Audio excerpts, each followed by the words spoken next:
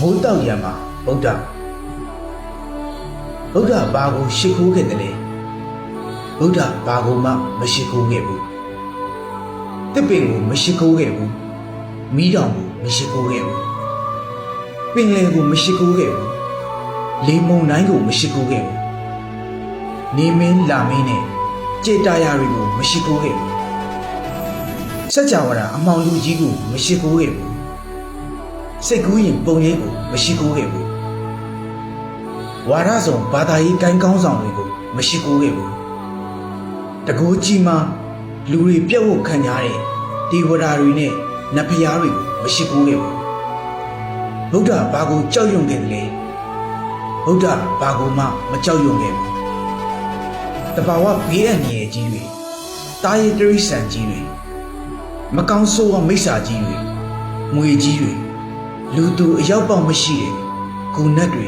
ຫນွေငန်းပင်တွေရှုံမြောင်တဲ့တောင်တန်းကြီးတွေတောနက်ကြီးတွေအဖော်မဲ့နေခြင်းအိုခြင်းနာခြင်းနဲ့သိခြင်းအပါဝင်လောကဓာတ်တရား၈ပါးအလုံးကိုဗုဒ္ဓမကြောက်ရွံ့ခဲ့ဘူးဗုဒ္ဓဘသူကိုခရခဲ့တယ်လဲဗုဒ္ဓဘသူကိုမှမခရခဲ့ဘူးတတိကျွဲတတိတွေတတိသားတွေအင်အားနဲ့အာဏာကြီးမားတဲ့ရှင်ဘုရင်တွေမူကြီးမရတေနာပတိတွေတန်တမန်တွေတိုင်းပြည်မြို့ရမျက်နှာဖုံးတွေလက်မရွတ်လူသက်သမားတွေ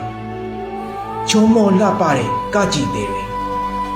မောက်မာလှတဲ့ပညာရှင်ကြီးတွေချင်းချောက်မှုအလုံးအပါဝင်ဆွေးငင်မှုအပြည့်နဲ့နတ်မိမယ်တွေအလုံးကိုဗုဒ္ဓမခရခဲ့ဘူးဗုဒ္ဓဘာကိုရှာခဲ့တယ်လဲဗုဒ္ဓသစ္စာရှာခဲ့တယ်မိုးနှင်းလို့ကြာဆင်းနေတဲ့ဟိမဝန္တာမှာသစ္စာရှာခဲ့တယ်